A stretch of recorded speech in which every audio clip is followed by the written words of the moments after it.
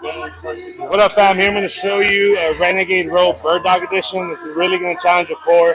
Really choose a way that you're going to be able to control it up and down because you're really going to be in an unstable manner, okay? So you're going to go a little bit wide stance with your legs, okay?